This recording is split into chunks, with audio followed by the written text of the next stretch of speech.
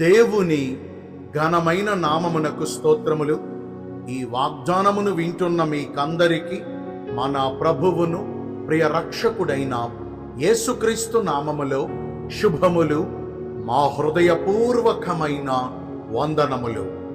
ఈరోజు మీ కొరకైన దేవుని వాగ్దానము దానియేలు గ్రంథము 10వ అధ్యాయము 19వ వచనము. నీవు బహుప్రియుడవు, భయపడకుము, నీకు శుభమవునుగాక. మంచి దేవుడైన యేసయ్య ఈ మంచి వాగ్దానమును నేడు మనందరి జీవితములలో నెరవేర్చునుగాక. ఆమేన్.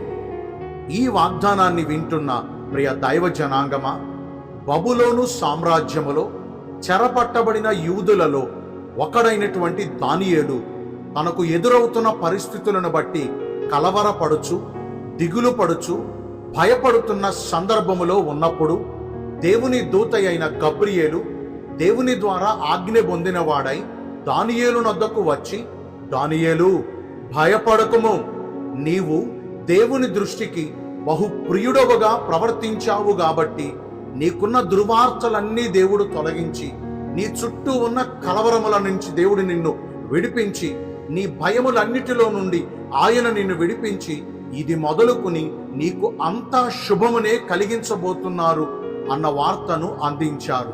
ఆ మాట విన్న తర్వాత దానియేలు ఎంతో ధైర్యమును తెచ్చుకున్నాడు. ఈ వాగ్దానాన్ని వింటున్న ప్రియ దైవ జనాంగమా, ఒకని ప్రవర్తన దేవుని దృష్టికి ప్రియముగా ఉన్న ఎడల, అంటే ఆయనకు ఇష్టమైన రీతిగా ఎవరైతే ప్రవర్తిస్తారో వారి జీవితములలో అంతా శుభమునే కలిగిస్తూ వారిని దేవుడు అంచెంచెలుగా క్రమక్రమముగా వర్ధిల్ల చేస్తారు. దేశము యొక్క ఉన్నత స్థలముల మీద నిలవబెడతారు. గొర్రెల కాపరి అయిన దావీదును మనము పరిశీలిస్తే అతడు సామాన్యమైనటువంటి గొర్రెల కాపరిగా ఉన్నాడు. తన తండ్రి ప్రేమను గాని, తన తల్లి ఆదరణను గాని, తన అన్నల ప్రేమను గాని పొందుకోలేక మనుషులందరిలో చిన్న చూపు చూడబడినవాడు. కానీ దేవుడు దావీదును కోరుకుని, అతడు నా ఇష్టానుసారుడైన మనుషుడు, అతడు నా ఉద్దేశములన్నిటినీ నెరవేర్చుచున్నాడు అని దావీదును గురించి మంచి సాక్ష్యమును దేవుడు అందించి, అంత మాత్రమే గాక గొర్రెల కాపరి స్థాయిలో ఉన్న దావీదును దేవుడు హెచ్చించడం మొదలుపెట్టి ఎంతగా హెచ్చించారో తెలుసా?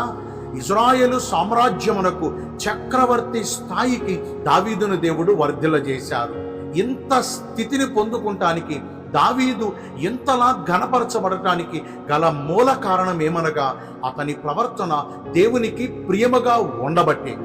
ఒక దానియేలును మనం పరిశీలించినా, ఒక దావీదును మనం పరిశీలించినా, ఇంకా పరిశుద్ధ గ్రంథములో ఉన్న ఎందరో భక్తుల జీవితమును మనం పరిశీలించినా, వారందరూ దేవుని దృష్టికి ప్రియులుగా ప్రవర్తించారు కాబట్టి, దేవుని దృష్టికి ఇష్టమైన ప్రవర్తన కలిగి నడుచుకున్నారు కాబట్టి దేవుడు వారి పక్షమందుండి వారి స్థితిగతులను మార్చి, అట్టడుగు స్థితిలో ఉన్న వారిని, మనుషులందరి చేత తృణీకరించబడిన వారిని, దీన స్థితిలో ఉన్న వారిని దేవుడు విడిపించి వారి బంధకాలను తెంచివేసి వారి పరిస్థితులను ఆశీర్వదించుచు వారిని అంతకంతకు ఉన్నతమైన స్థితిలో నిలవబెట్టారు. ఈ వాగ్దానాన్ని వింటున్న ప్రియ దైవ జనాంగమా, మరి భక్తులను ఉన్నతమైన స్థితిలో పెట్టి వారిని ఘనపరిచిన దేవుడు ఈ రోజున మనము కూడా ఆయన దృష్టికి ప్రియమైన ప్రవర్తన కలిగి జీవిస్తే, ఆయన దృష్టికి ఇష్టులైన ప్రవర్తన కలిగి మసులుకోగలిగితే, మరి దేవుడు మనలను ఆశీర్వదించరా? దేవుడు మనలను వర్ధిల్లజేయరా? దేవుడు మనలను కూడా ఘనపరచరా? ఆయనకు ఇష్టలుగా నడవలేక, ఆయనకు కష్టమైన పనులను చేస్తూ దేవుని ద్వారా ఘనపరచబడాలని మనలో కొందరు కోరుతున్నారు. భక్తులు ఊరకనే ఘనపరచబడ్డారా?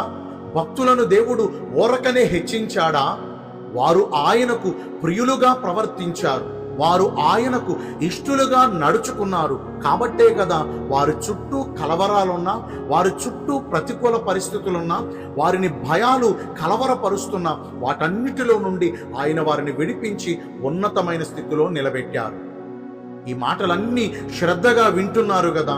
మరి నేడు మనము కూడా ఆయన దృష్టికి ఇష్టలుగా ప్రవర్తించగలిగితే ఆయనలో పక్షపాతం లేదండి. దేవుడు ఎంత మాత్రం పక్షపాతి కాడు.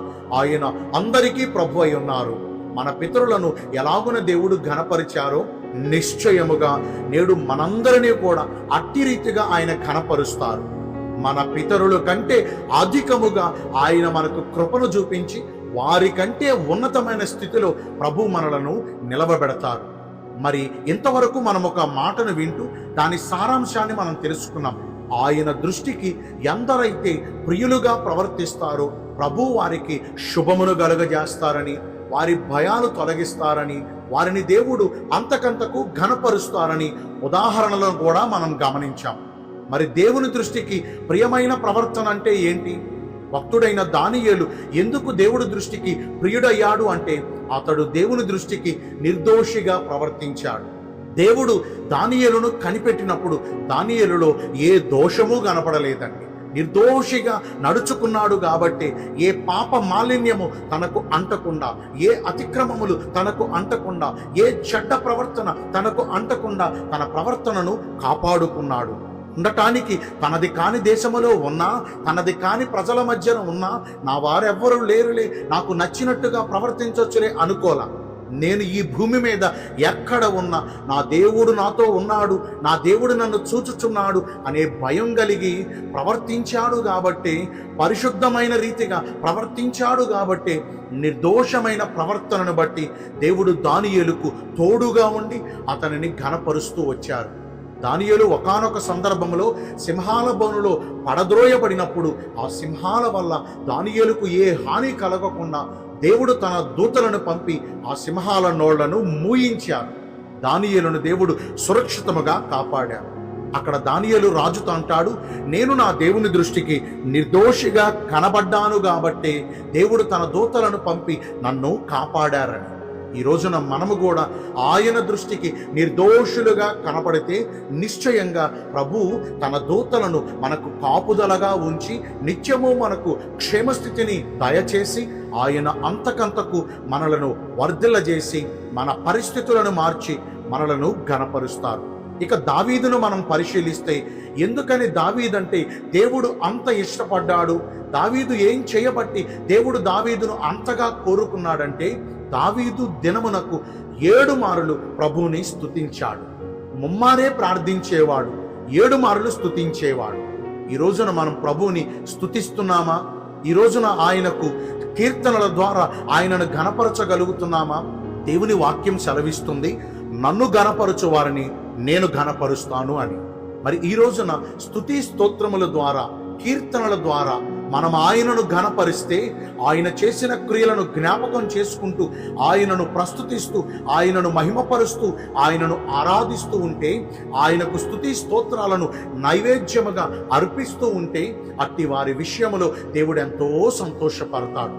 ఎద్దు కంటెను, కొమ్ములను డెక్కలను కలిగిన కోడెల కంటెను కీర్తనల ద్వారా ఆయనను ఘనపరచు వారంటే దేవునికి ఎంతో ఇష్టం. స్తుతి చేయుట యథార్థవంతులకు శోభస్కరమని లేఖనాలు సెలవిస్తున్నాయి.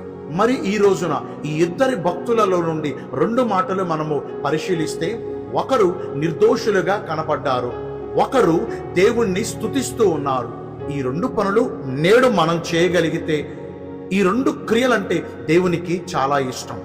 ఆయనకు ఇష్టమైన క్రియలు మనము చేసిన ఎడల ఆయన మన చుట్టూ ఉన్న కలవరాలు తొలగించి, మన భయాల నుండి మనలను విడిపించి, మనకు ఇది మొదలుకుని అంతా శుభప్రదమైన జీవితమును దయచేసి అంచెంచెలుగా ఆయన మనలను ఘనపరుస్తూ వస్తారు. దేవుడు ఈ కొద్ది మాటలు మనందరి వినికిడిలో దీవించి మనందరి జీవితాలలో ఈ వాగ్దానమును నెరవేర్చునుగాక. ఆమేన్. మీ కొరకు ఒక చిన్న ప్రార్థన చేస్తానండి. పరిశుద్ధుడా, ప్రేమ కలిగిన యేసురాజా, మీ కృపగల ఘనమైన నామమును బట్టి నిండు మనసుతో కోట్ల కొలదిగా మీకు మా కృతజ్ఞత స్తుతులు స్తోత్రములు వందనాలు చెల్లిస్తున్నాము. మీకు ప్రియమైన ప్రవర్తన కలిగి జీవిస్తే మీరు మమ్మను ఘనపరుస్తానని ఈరోజు వాగ్దానము ద్వారా సెలవిచ్చారు. లేఖనానుసారముగా ప్రవర్తించి మీ ద్వారా ఘనతను పొందుకునే కృప నేడు మాకందరికీ దయచేయండి. ఈ రోజున ఎందరైతే పుట్టిన రోజులను, వివాహ దినములను, ఇతరమైన శుభకార్యములను జరిగించుకుంటున్నారో వారందరికీ మెండైన దీవెనలు కుమ్మరించమని, మీ రాకడ కొరకు మమ్మను సిద్ధపరచమని యేసుక్రీస్తు ప్రశస్త నామమున ప్రార్థించి వేడుకొనుచున్నాను మా ప్రియ పరలోకపు తండ్రి. ఆమేన్. May God bless you all. Thank you.